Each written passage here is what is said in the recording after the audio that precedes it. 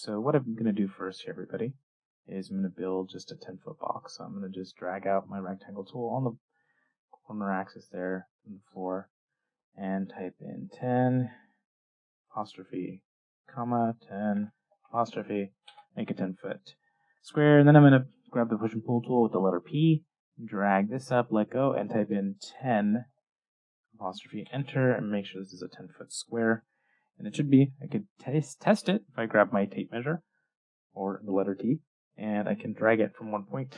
And if I look in the length category, yep, it's 10, and yep, it's 10. Okay, so I'm going to press escape to stop. Now, what I want to use is this first tool here from the 1001-bit tools, which is a free extension, which you should just go ahead and put onto your computer. It's awesome. There's a lot of architectural tools, but for art, I bet we can do a lot of weird stuff. So let's go ahead and grab that first one, which is point on face. This will allow you to make a point on a face. So if you're just trying to draw a dot or on a certain surface, 5 inches in, 7 inches in, whatever, this is a fast way to do that. So if you grab that tool, first thing it'll ask you to do is to pick a face. So I'm going to pick this face here. And then it's going to ask you to pick a reference point, Pick a reference point. So I'm going to pick this corner as a reference point to start my drawing. So I'm going to click that. As I drag, I'm able to, if you notice in my measurements, I'm able to type in whatever measurement I want. So if I knew I had to draw, 7 feet in from that corner, I would just now type 7 apostrophe enter, and that would give me 7 feet.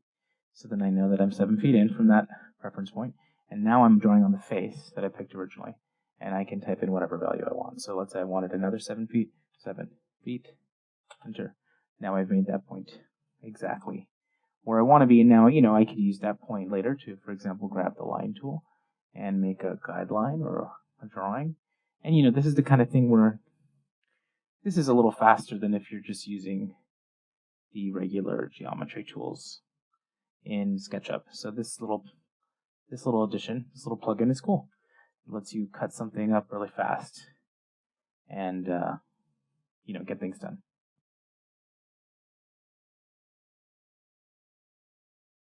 The second tool now here, the Divide Along Edges tool. So I'm going to select an edge, this top edge here, and I have a 10-foot by 10-foot box. And if I go and I touch this second tool here, the Divide Along Edges tool, it's going to bring up a box that lets me divide that into however many number of segments. So let's say I want it to be divided to 5 segments. I can type in 5, and I can decide whether I want the points at both ends, or I can start measuring from the center, place points at the middle. So that's cool. You can also do fixed distances if you're measuring and you know what you want to do that way. So I'm going to hit Divide Edge, and then now I have the box has been cut up. So I could, use this to make some drawings or what have you. Let me give myself a little bit more room here. But, I could, now that I've divided that so quickly, I could use this for tons of purposes. This is going to allow you to be a lot neater and faster.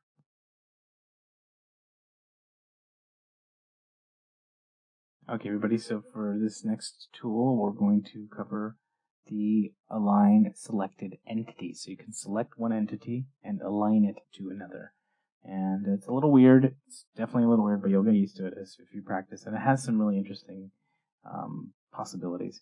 So what I'm going to do first is with my spacebar, tapping my spacebar, I'm using my selection tool. I'm going to grab one of my boxes here so that it's selected. And I've already made these into groups.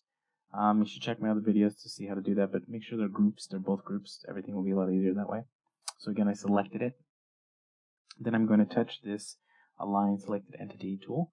And with that, I'm going to pick a reference point that will be used later to decide how this moves. So this is my first reference point. And I'm going to drag across to the other corner of the box. And this is my now defining my first axis. So this is going to be one of the axes of this object. This will make more sense as we go. So I'm going to click there. Then as I drag up, or in this case drag up, I'm going to be able to create my second axis. So this is the other way it can move. So I'm going to go ahead and click that. Now I'm going to return back to that first point I made, and I'm going to tell that point where I want it to go to. So in this case, I would want it to go to that corner there, because I want to move it corner to corner. And I'll drag the other point there, and you'll see it's already attached to my second reference point. And so that means it's going to move those points to there, and then it's going to move them also to whichever plane I've dragged this way. So that's what I dragged on the other one, so now they're going to stick together. So now I brought the two of them together. And that's awesome. So let's look at another thing we can do with this. I'm doing Command Z here. You'll notice when you do Command Z, it does things you didn't actually see. And I think that's actually how this software works. It's doing a lot of stuff in the back end. But anyway, so now we're back to normal. So I did Command Z a couple times. And this time, let's say you want to move them together, but you want to rotate them, or you move them in a different way. Well, let's just try something like that. So let's just, grab this guy again. Grab this Align Selected Entity tool, and we're selecting the reference point of the entity, picking a point to define the first axis, picking a point to define the second axis, and then we decide, we want this side to move over here. But this time I do want these corners to match, but now I want that corner to match with this guy. And then when I do that, I then pick the other axis in which they're going to stick together. So this will be the forward axis here on the box. And I zoomed in because my tool's getting a little willy-nilly. And that's SketchUp for you. Sometimes you've got to zoom in. And I zoomed in with my scroll wheel so I didn't have to change tools. And now I'm just, going to go on this surface here. And there you can see that now they are stuck together. So I was able to drag it over to the box. And another thing that we can do with this, and again taking another step back, is, for example, we could grab this guy again, grab the Align Selected Entity tool again. This time I'm going to start at the center point, drag across, drag up again. Then I'm going to set my reference points for this guy. So I wanted to put that here, and the other one there. And then I drag up to match these surfaces. And now it's going to move only to where I started with first. So the Align Selected Entity tool.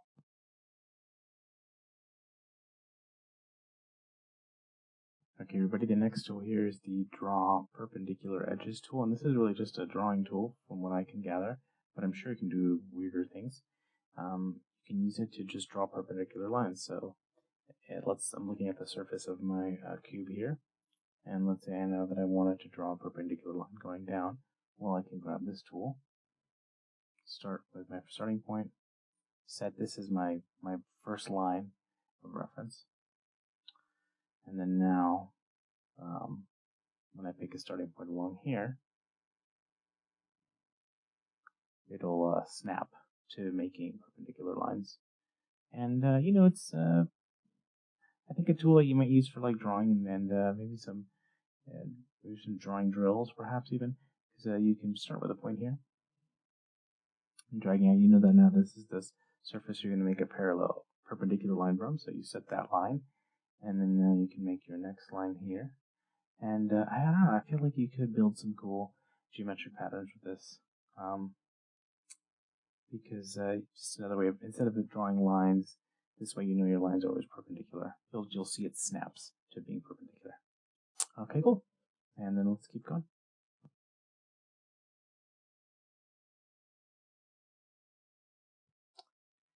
Okay, everybody, the next one here is the Draw Face on Plane. So this one is a little weird because you got to get a good view going. But right now I've got these two cubes. One's a lot taller than the other. And I want to basically, make an object that's on the plane between these two, a diagonal plane here. So I'm going to use that tool for this, or I'm going to use this tool for that. So I'm going to grab the Draw Face on Plane tool, and I'm going to set the plane, picking this point first, and I'm going to go to this one, drag across, so now it's that plane between the two of them is the one in question. Now the next part is tricky, but let's get this part figured out. Now you get to draw points on that face, and when you're done, you can double click or right click. So I'm going to click this point, connect to that point there, that other corner, go to the other corner, and then double click. And this is one of those tools that the least you do is better, the less you do is better, because it gets really messy, but that will make a surface on that plane. So I would keep it simple and do something like a triangle or something, because then you can always build from here. If you had to, you could draw a rectangle and keep going. But then now you know that that's on that plane. So yeah, think about that.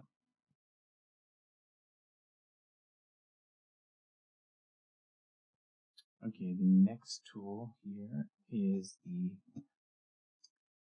Draw Best Fit Face. So this is similar to the tool we just looked at, but this one can do like an average between 4 points. If you're just using it between 3 points, it'll draw a plane between the 3, but if you're doing 4, it'll do an average. So I'm going to grab this tool, the Draw Best Fit Face tool, and I'm going to go over to this cube, and these are 3 different cubes, all different heights, and they're far away from each other. So I'm going to click on one here, one corner, go to another corner, and then I double click when I get back, and it'll make a plane between the 3. Super cool. And if I do 4 points, though, it'll do an average plane. It'll take the points and find the best fit. That's the name of the tool. So I'm going to grab that tool again, click on 1 point, go to another, and this time I'm going to click on this point and this point. And you'll see that once when I double click now, it won't exactly do those points. It'll do a best fit and average. So you see it's a little off. But this is still cool because this, you can use this for a lot of weird things, and now you're like dealing with some cool edges and abstractions perhaps, or just to randomize stuff. So yeah, there's that.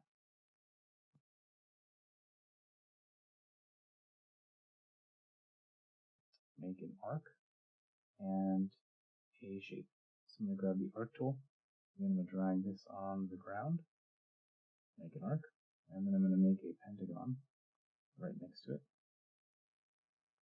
So I just drew these 2 on the ground. So I was to now grab the arc that's on the ground, touch this Extrude Along Path tool, and then touch the surface of the polygon that I've got here. And now pick a reference point, and then I pick the starting point, and it'll make the shape along the path. This is very similar to the Follow Me tool, it's just a different workflow. So let's try something else a little different here. Again, I'm going to grab the arc tool. I'm going to drop a little bit of a bigger arc here on the ground. And I'm also then going to draw a polygon, this time a little triangle. Now one thing I'm going to do to the arc here is I'm actually going to make it pop off the ground so it's on another axis in addition to just being on the flat axis. So I'm going to grab the move tool, touch the 1 point here of the arc, and that will allow me to drag it. So let me just make sure it's going right. There we go. So you see I can move this point now. I'm going to hold in the up key, and that means I can move that point just up. So I'm just moving this 1 point up, so this arc's now going to stick out of the ground a little bit, as you can see. So now I'm just going to repeat the same steps as before, but now with the arc sticking out of the ground, we'll get a more dynamic shape. So I'm going to grab that arc, touch the Extrude Along Path tool, touch the surface of my triangle, and pick a point, touch the curve, and then it'll spin along the curve. So you'll notice that when we do it at an angle, we get the angle in there. So now it's, it's a little bit more of a dynamic shape moving along the curve there. And if you keep experimenting with this, you can do a lot of fun stuff. Okay.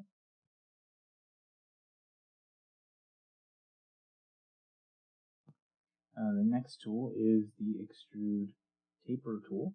And this one's another interesting one. So I'm going to make a rectangle here on the ground. Use the push and pull tool to drag this up. And I'm going to make this a tapered top so that we can really see the way this tool works. So I'm going to use the scale tool, and I can scale the top of my box here. I can bring in the sides. That way I'm tapering this box. And at this moment, I'm actually going to take a copy of this. So I'm going to triple click it, grab the move tool, hold down Option if you're on the Mac, and that's going to give me a copy. So and the reason I'm making a copy is because I want you to see what this tool does. So let's say you actually wanted to continue to make this building taller, and if you use push and pull here, you would notice you would then start pulling on the square, and that's because it's using the square as a surface to use for push and pull. Well, this tool lets you do a taper, and it gives you an imaginary surface that you can see. So let me show you what that looks like. So notice how this looked over here. In this case, I'm going to click the top surface, and now I'm going to grab this tool here, the Extrude Taper, and now when I hover over the surface, it shows me that same extrusion, and it's tapering it, which means it's following the contours that were already there. And now what's cool is if I extend this, it's like using push and pull, but it'll continue in the taper. So it's it's an interesting tool. It'll allow you to continue your tapers as you are working.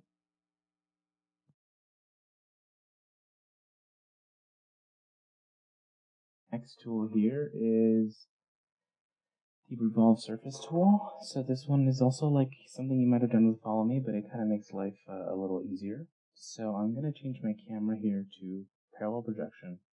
I'm going to use my views to go to my front house view.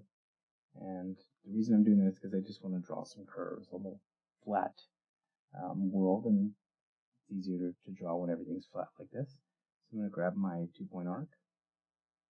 I'm going to make a slightly funky curve here. So I'm going to start with one arc, pull that out, and sure, so I'm going to make this like bulbous shape. And then I'm just going to delete the shapes on the inside of that. So I have this bulbous shape. Change my camera back to perspective and take a look at what I've drawn. Cool. So then what I want to do is use this tool, which is the Revolved Surface tool, to revolve this surface. So now that I've got that drawn, it's really easy. I'm just going to select this entire object and then go over to the Revolve Surface tool. And it'll create a revolved surface based on my shape. So this is looking good. It'll revolve however many degrees I want it to turn around. So 360 would be a full revolved object, which is cool. Surface segments, you might want to lower this. The higher you go, the slower your computer. So I'm just going to do it at 10. And I'm going to hit Create Revolved Surface. And then you're going to define the axis that it will spin on.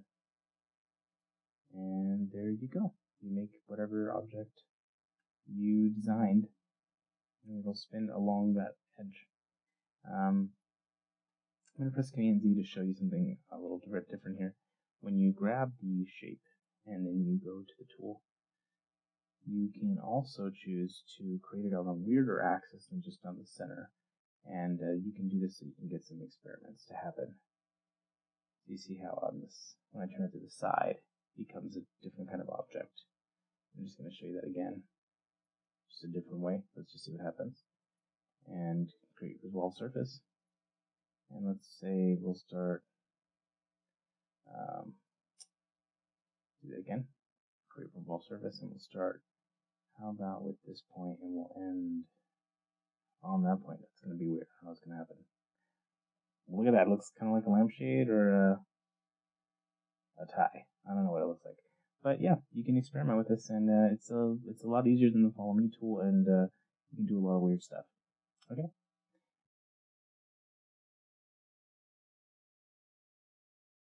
Okay, everybody, we're going to look at the array tools. These can do some really cool repetitions, and you can make some really cool things. So I'm going to start by just making a pillar here on the ground, and then I'm going to turn this guy into a group. Or if you wanted to make it a component, that's cool. I'm just going to make a couple copies of this guy because we're going to do some different things to it. And let's focus on the first one here. So we're going to take a look at the first option in the array tools, which is the linear array. So I'm going to click the object, make sure it's a group, and I'm going to hit the button. And then it'll say that it'll repeat, basically, a number of entities, and they'll be evenly distributed along a path. So you can have the entities at both ends, or you can start from the center. This is similar to that with the early tool that we used, the dividing tool. And I'm going to have it make 15 of these. I'm going to choose Build Array. And then I'm going to click here, the reference point for the first one. And then I'm going to make a line here to define the starting point. So let's say we wanted to start, right around there, pretty close to it. Or we could even go, we'll go this way. And then we pick the distance of the path. And then it'll repeat all those guys there. And if I would have given it more room, or less numbers, probably better. So we can try that again. So I'm going to grab this guy. I'm going to give myself some room to look at this. And I'm going to grab linear array again. I'm going to make less of them. Let's do 7. And I'm going to build the array. We're starting with this reference point here. And we're going to have them start right around here. And then we're going to let this path go pretty long. And then it'll make those copies for us. And you can really do some weirder things with this depending on what you do with your reference point. So let's take a look now at the rectangular array. This one, I'll be honest, is weird, but I'm sure you'll figure it out if you just keep playing with it. But you're going to click again on the object, look at your options here. You can define the distance of the columns and of the rows. You're building a rectangle as you go, and also how many columns. I'm just going to type in 6 here for both. Build array. Same thing where you start with a reference point. You then choose a starting point. We'll go in the green direction here. And then you are going to pick the directions it's going to go into. And it'll make a rectangular array based upon that. So the 2 vertices that I pulled out, it made the copies within there. Give ourselves some more room. And again, you can really do some wacky stuff with this. So there we are, grabbing the pillar. Let's grab the polar array again. Number of entities, 10. Total distance along the center axis, that sounds good. Build array. It's going to ask me to pick a starting point. So why don't we start over here.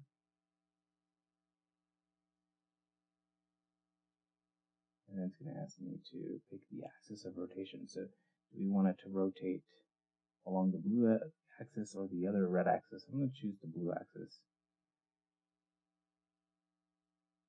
And then this makes a little more sense now. So we pick the reference point, we pick the axis being the blue axis, and now it made copies of it going up. And, experiment with these tools. They can